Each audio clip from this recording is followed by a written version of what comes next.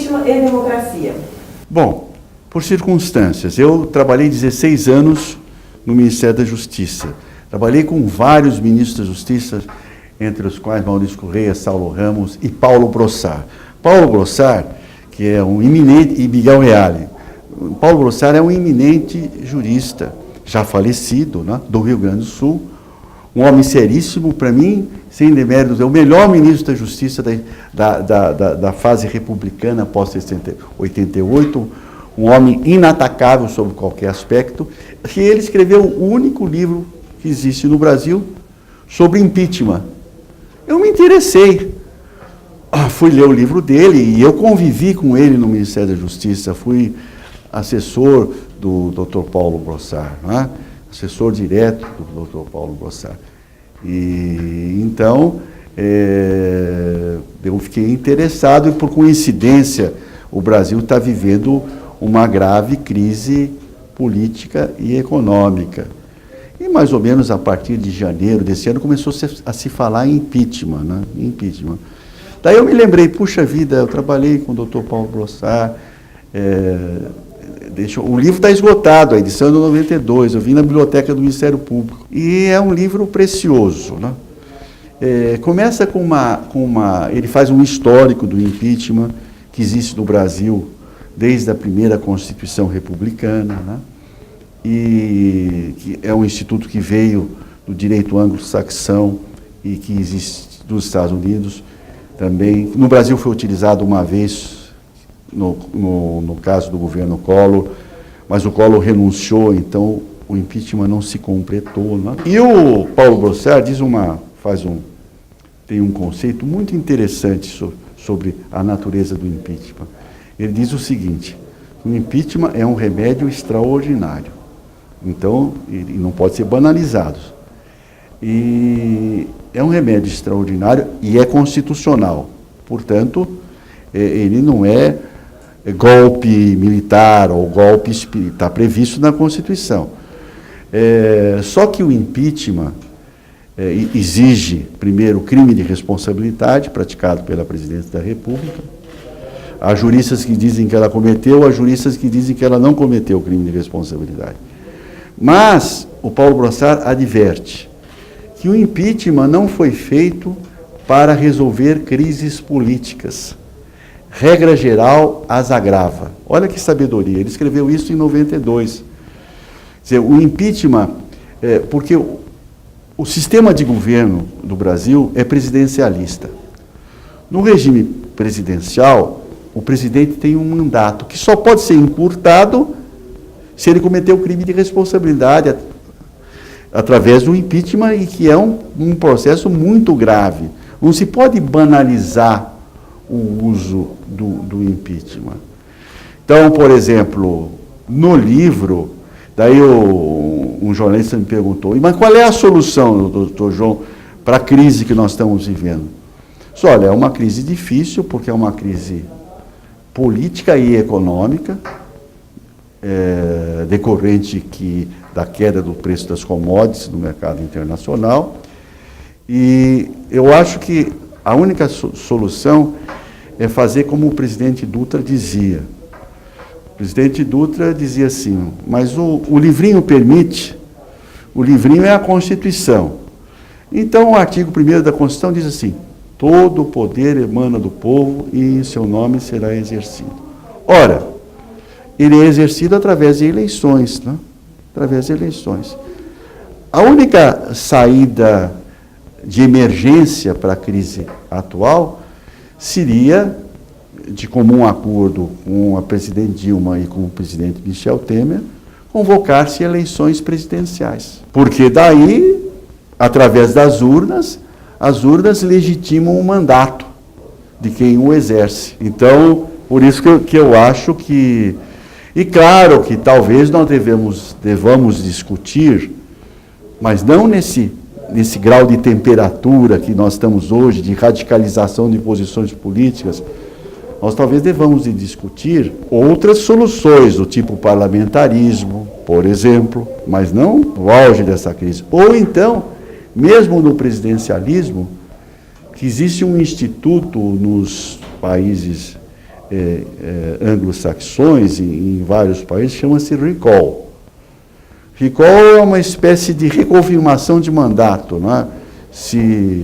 Ou como se fosse um tipo de um plebiscito, né? Então, depois de 2 anos, se há uma grave crise, se o presidente, no presidencialismo puro como nós, se o presidente está com quase nenhum apoio no Congresso, consulta-se o povo. Olha, o parlamentarismo, o sistema atual de 25 partidos é impossível.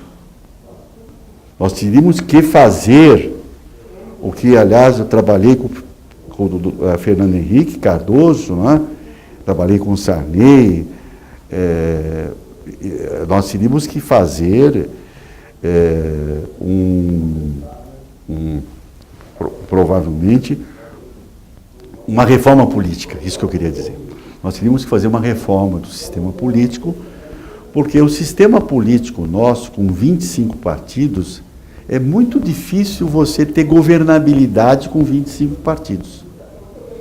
Então, nós tínhamos que ter um número menor de partidos, teríamos que estudar, mas não agora, porque, graças a Deus, nesta crise, eu, como já estou com 77 anos, vivi outras crises. Vivi a crise de 64.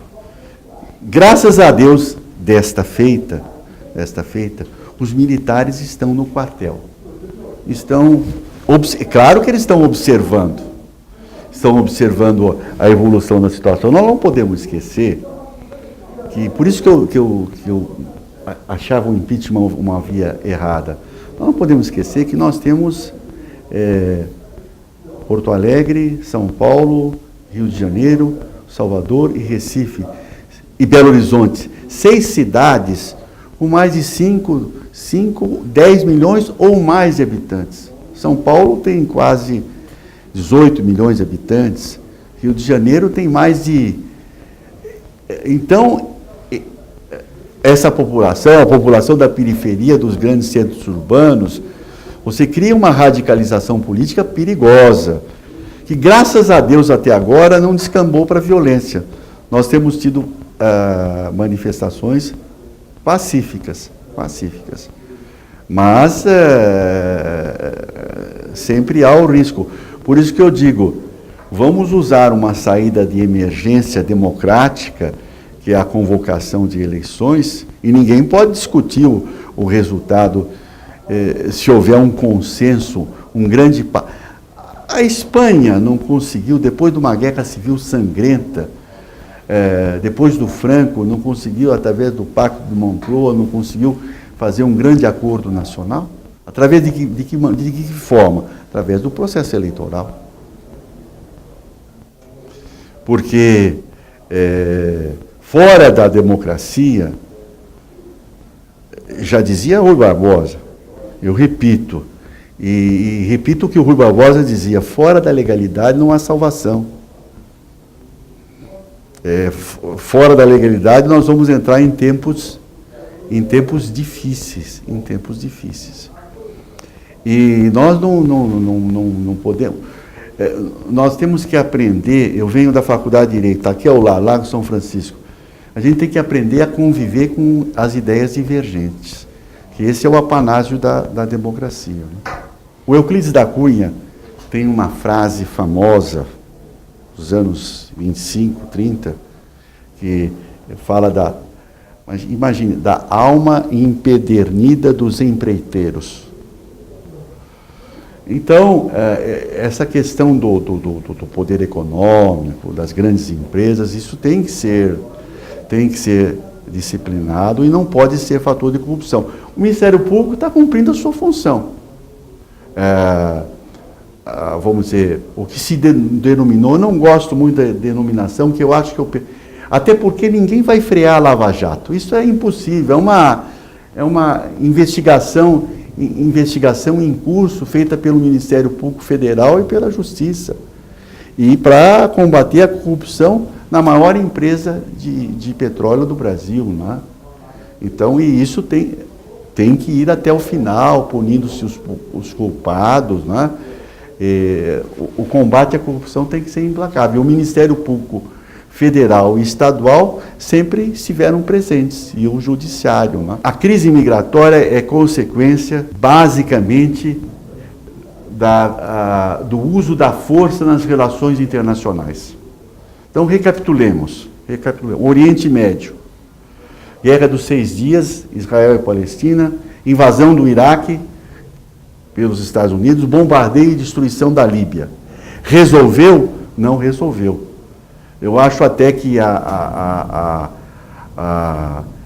destruição dos países da norte da África, da Líbia, a guerra, a dramática guerra civil da Síria. Nós temos uma grande colônia de origem síria-libanesa, né? Isso não pode ser resolvido através de intervenções internacionais. Aí eu quero falar do importante papel dos organismos internacionais, que não deve ser através da força.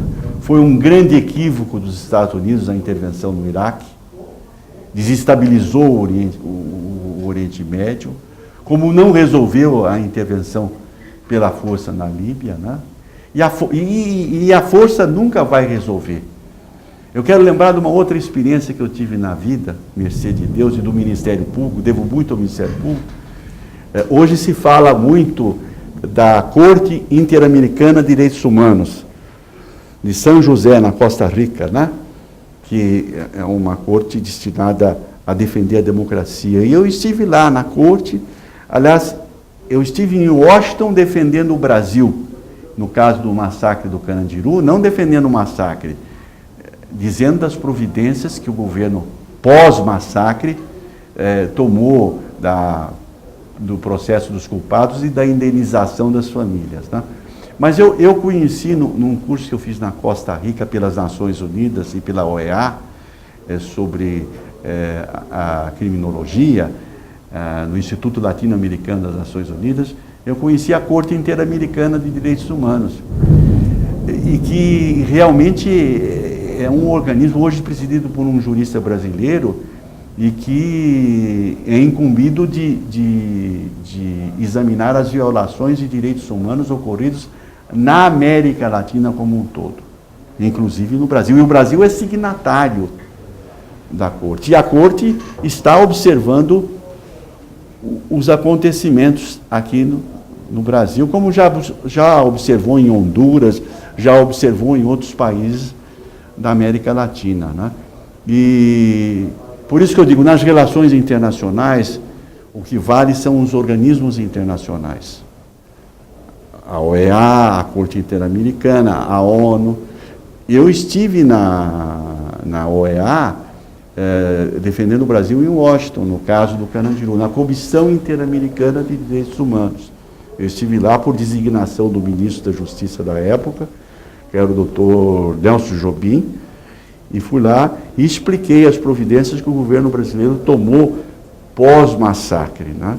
Então, a Comissão Interamericana achou que, diante das minhas explicações, o caso não era para seguir adiante para a Corte, como um processo contra o Brasil, mas que a Comissão Interamericana de Direitos Humanos ia continuar, vamos dizer, observando essas providências, que foram os processos criminais e os processos de indenização para os 111 a família dos 111 presos mortos no caso do Carandiru.